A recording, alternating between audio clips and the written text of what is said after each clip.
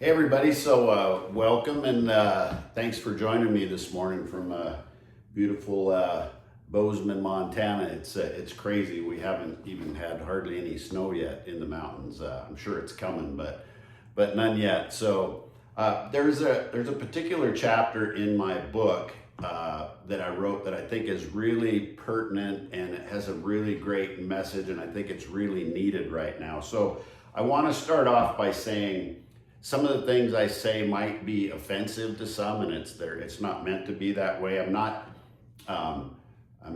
demonizing or denigrating or judging anybody. It's just simply observation. Because after, when you're 65 like I am, you've seen a lot of changes.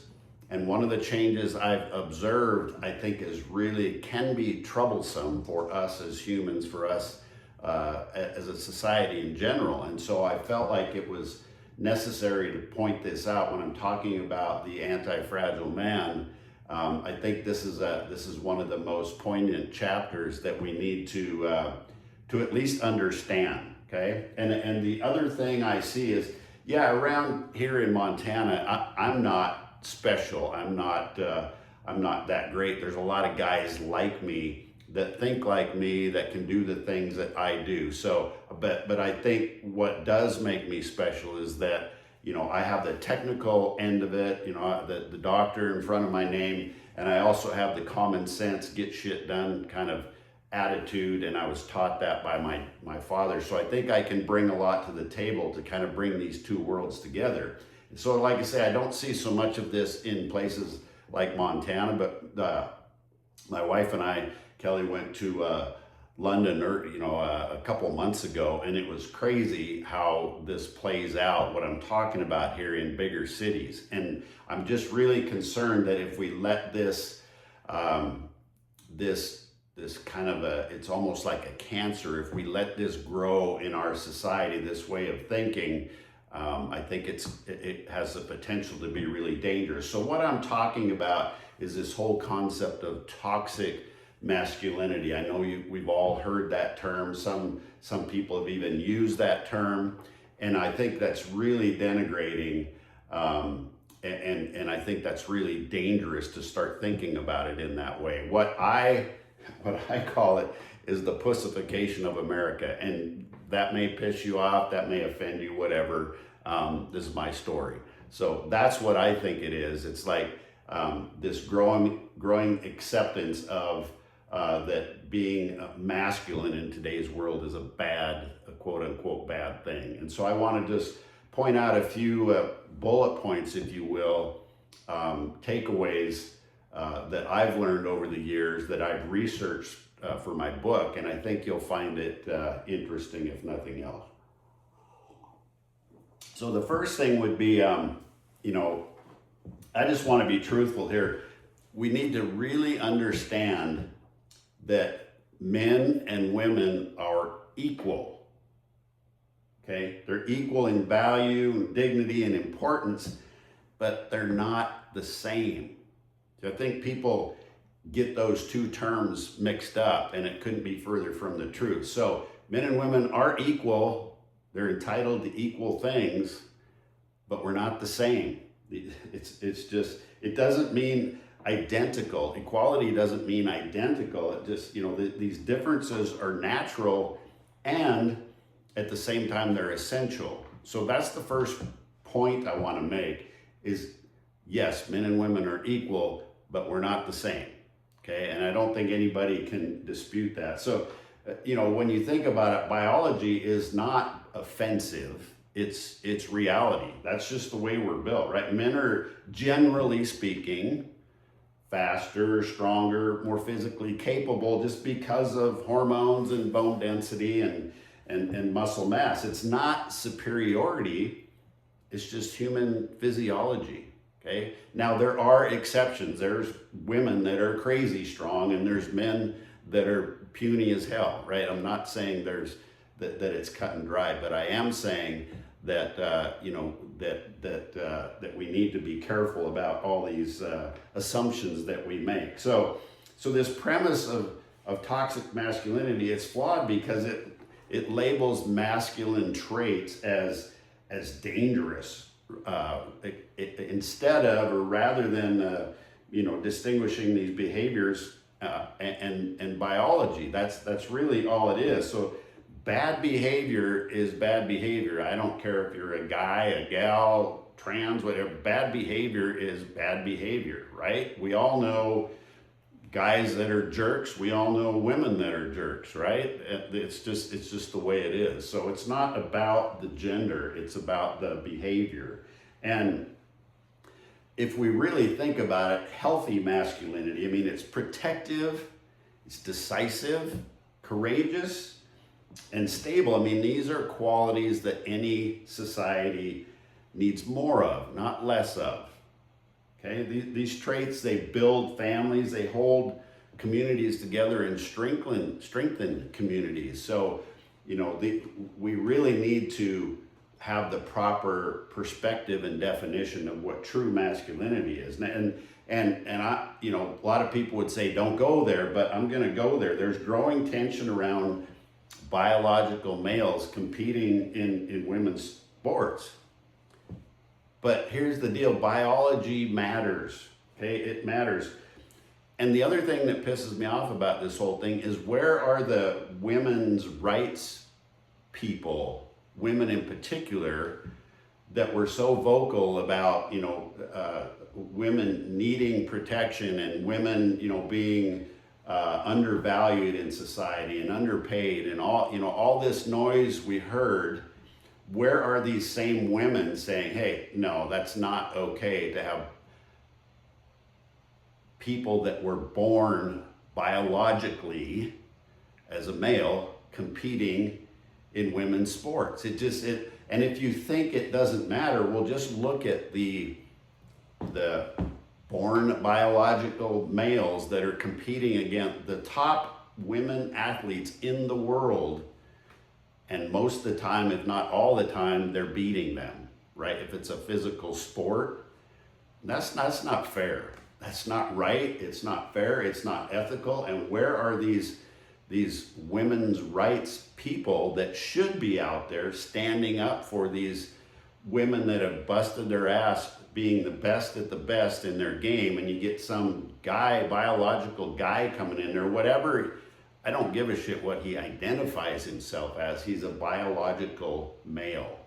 And as we've talked about, biologically, we're different, okay?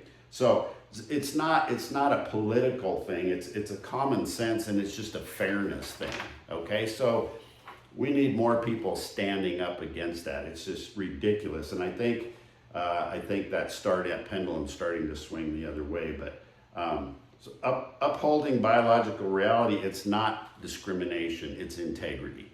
Okay, I just want to be really clear on that. And also I cite a lot of studies in my book around this. One in particular, it shows that a productive society needs both masculine and feminine energy, the yin and the yang, the balance, right? Productive societies need that. If it leans too far one way or the other, things start to go haywire, okay? And masculine creates the direction and the protection, and the feminine creates connection and nurturing. We need all of that. We need both of that. Together, that produces stability, okay? And so suppressing masculine traits does nobody any good. It actually harms everyone.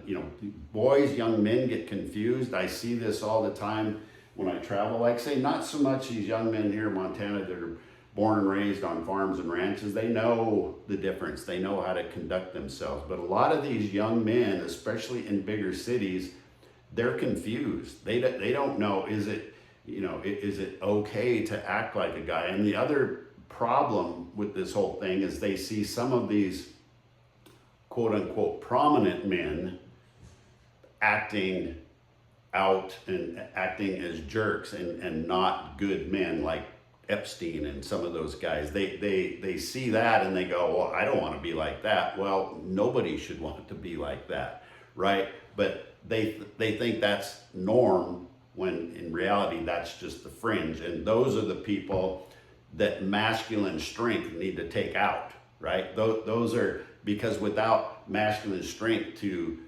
call those people out and hold them accountable, then they become the norm.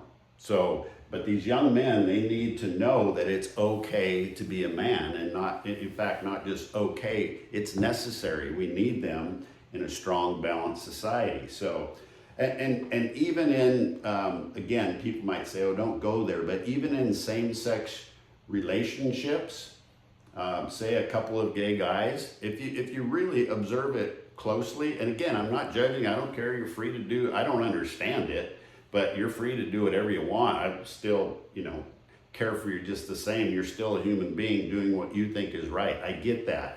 But even in these same-sex relationships, if you notice, one of those partners has more masculine traits, and they're attracted to a partner, even the same sex, but has more feminine traits. It doesn't matter if it's quote unquote women or men or whatever your pronoun. When couples get together, there's usually a balance between masculine and feminine, whether, however you want to define that. So again, that points to me to the fact that we need balance within society, that it's just a natural progression or natural draw for us as human beings. Okay, and so instead of shaming masculinity, we should be teaching men, young men in particular, how to embody it in a healthy, powerful, and responsible way. All of society improves when men show up strong, steady, honorable, protective. I mean, I don't know a single, I have 2 daughters and a wife, right? And I don't know of any women that when shit hits the fan would care to be around a man that wouldn't stand up for them, wouldn't take care of them, wouldn't protect them. It doesn't mean they're weak and they can't take care of themselves. I'm not saying that. I'm just saying that there is peace through strength. If you got a big, strong guy around and somebody starts harassing a bunch of women, I promise you that there's going to be problems, right? And somebody should be there to protect them. Do they need that? Are they not capable? No, that's not what I'm saying. I'm just saying everybody wins, and we have a more peaceful society when there is strength and masculinity that balances confidence with humility. And that's the other issue we need to make sure we have straight. We all know men that are really confident, but they have no humility, and nobody wants to hang around them, right? They're egotistical, whatever it might be. We also know men that are not confident and have too much humility, and they never get anything done. They're just, they never make any decision, never get anything done. So we have to balance that confidence with humility. And I would just like to close with with empowerment for you guys out there, and for you moms or young ladies that are married to young men, to inspire this confidence in them. It's not just okay to be a man, it's necessary. So I would encourage you, if you're a young man out there, or even older man, to embrace your strength, your leadership, your responsibility. Healthy masculinity is a gift to the world, to your community, and it's needed now more than ever. So I just felt like I wanted to get that off my chest. If you want to know more about any of that stuff, it's in my book, The Antifragile Man. You can send me a direct message. You can reach out and say book. If you want to learn more about my coaching program and the community we have here of men and women just like this, that embrace and embody these things to help make society better. If you want to know more about the coaching program, I look at the coaching program as almost like a boot camp, right? We have a community here of like-minded people, but we have to go through this boot camp so we are all like-minded people, so we can all help each other. When I help them, they help other people. When they help other people, then we create a community of people that can go out and help society, which can go change the world, right? And that's what we're doing here in this Gene Tough community. And for any of you that are interested in that, again, reach out. You guys know how to get a hold of me. Thanks for listening today. I hope that makes sense. If you have any comments or you don't agree or whatever, send me a message. I'd love to hear your thoughts. But I think if you think about it in this regard and move forward, I think we'll all be better off as a result of it. So thanks for listening today. We'll talk to you next week.